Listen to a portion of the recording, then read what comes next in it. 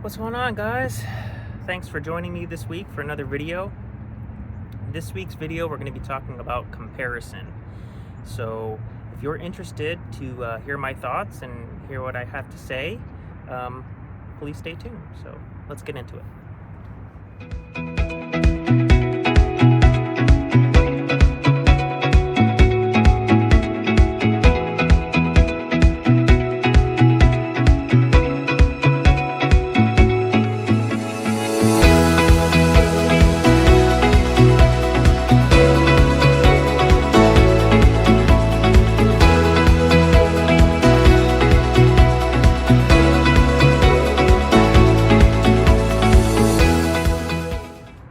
So comparison.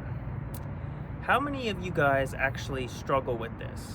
Comparing yourselves to like others, whether it's other people's lives, other people's bank accounts, other people's like success, like possessions. Like how many of you guys actually struggle with this? I'd be lying if I said I didn't. You know, I sometimes kind of compare certain things with certain people, and I have to often remind myself that is not a healthy mindset to be in. That's not a healthy place to be. So I wanted to kind of make this video and just kind of give my thoughts on it, and some of the stuff that I've kind of come across that I've read and seen like in YouTube videos that I felt kind of helped me. So first I want to show you this clip of Sadie Robertson Huff. She has this podcast and this brand she calls Live Original, which they're alone. Live Original, right? Live Original. We're not trying to copy other people, right? Because you are original. There is nobody else like you. There's no duplicate like you, okay? But she was interviewing on her podcast this lady, Nona Jones. And she kind of works in social media, like she works for the company Meta, but she also does speaking engagements. She's kind of a pastor with her husband. But they were talking about this comparison, and there was something that Nona said that I found really profound. So I want to show this clip to you, and then we'll dive into this, and then I'll bring up a couple of other things. So check this out real quick, and then we'll come back and discuss.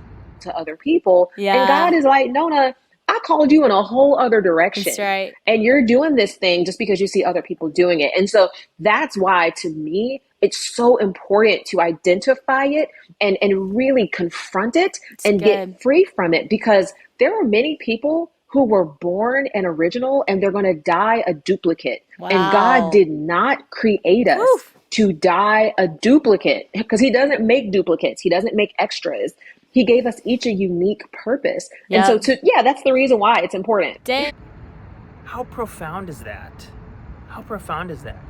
There are so many people who are born an original, but will die a duplicate. Why? Because we're all born original.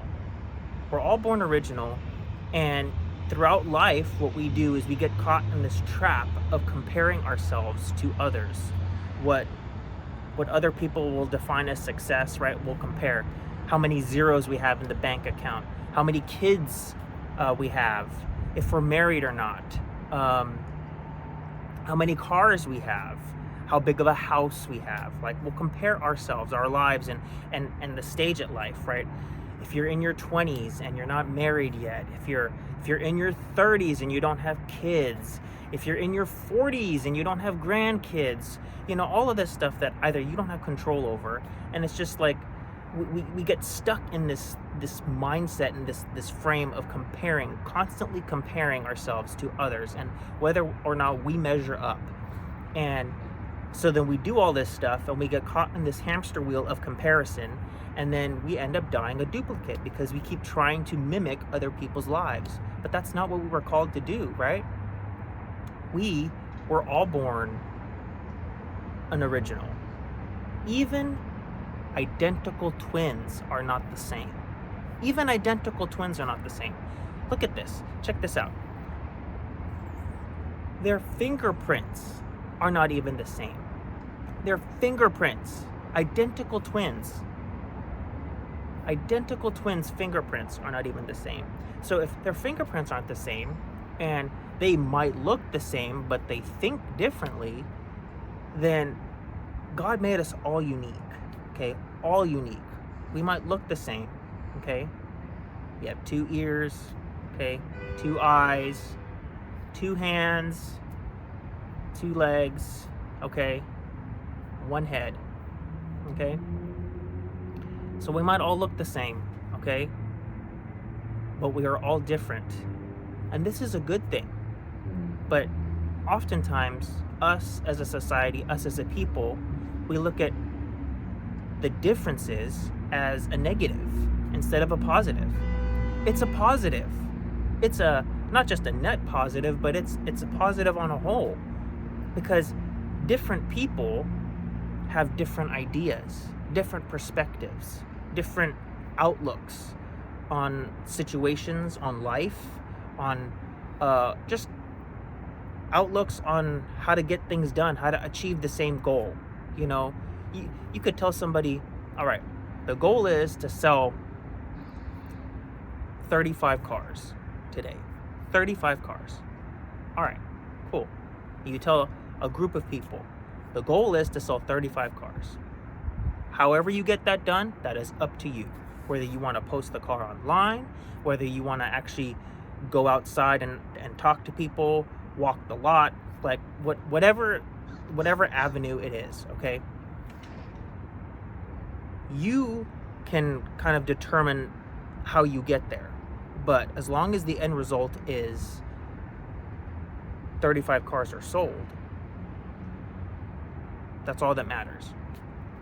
You tell all these different people, the underlying thing is going to be the same, right? Sell 35 cars. But how people get there is going to be different. Their approach to how certain people will talk to certain people, you know, they have a better rapport with certain people. They're more outgoing. They're less pushy and pressured. You know, they don't pressure people as much. Others, they might not do well with like really talking to people as much, but they're good at maybe listing the car online. They're good with wording the stuff online, right? Some people are good with taking pictures, right? So each person, you could tell this group of people what to do, what the objective is, and each person can fit into their niche, right? I'm good at taking pictures, so I'll take pictures of the cars. Okay, I'm good at writing a description of the car, so I'll handle the description of the car. Okay, I know which websites are legit, so I could post them on the websites. Okay, not just on our main dealership website, but even other ones to kind of drive foot traffic to our website. And then I'm good at actually the personal, like talking to people who are actually on the lot and actually selling the cars, right? So each person can fall into their category instead of each individual person thinking, oh, we all have to talk to the person that comes on the lot and we all have to try to sell them the car. No, as long as you sell the cars, right? Use your gifts, use your talents. I'm reminded of this situation or this encounter that I had at the gym last week. And one of my friends was talking to another guy, and he was talking about how he doesn't understand how people are not really living or kind of doing the talent, you know, like their talent. Not more people are kind of doing that. And I was like, well, I kind of have an idea why. Because most people are too busy comparing themselves to others and trying to copy others instead of living and doing what they were gifted to do. So they are more consumed with copying others than trying to live original. So I just hope that this kind of helps shed some light on this whole idea and this whole topic of comparison and how it can be dangerous. Now, I will say there is a caveat to this, okay? There is a caveat, because those people who are, say, not Christians, who are living of the world, okay, they might be comparing their lives to somebody who is a Christian, who has a more fulfilled life, who lives their life for God, okay? And they're comparing their lives to that. How come my life is not as fulfilled as this person, right? That's still a comparison. That's a healthy comparison, though, right? Because the person who's not living their life submitted to God and God's will is looking at the person who is living a fulfilled life and is like, hey, look, I have all of this stuff, I'm still empty. Why does this person not have as much stuff, but they're more fulfilled and they're more happy and they're more peaceful, right? That's a comparison. That's a healthy comparison. But it's also, if you don't do anything with this, right? If you're just looking at their life, why are they like this? Why are they more peaceful? But you don't do anything with it, then what good is that? What good is that comparison? What good is the weighing the pros and cons, I guess? So just be mindful, right? There are some good comparisons to make, right? But we have to be smart. We can't just look and compare, but we also have to, once we figure out what the good thing is, implement it, right? So, and the beautiful thing is, it doesn't cost a lot, okay? It doesn't cost a lot in the scheme of like money per se, okay? Everybody can submit their lives to God, okay? It doesn't matter what your economic status is. It doesn't matter if you're rich, poor, middle class. It doesn't matter.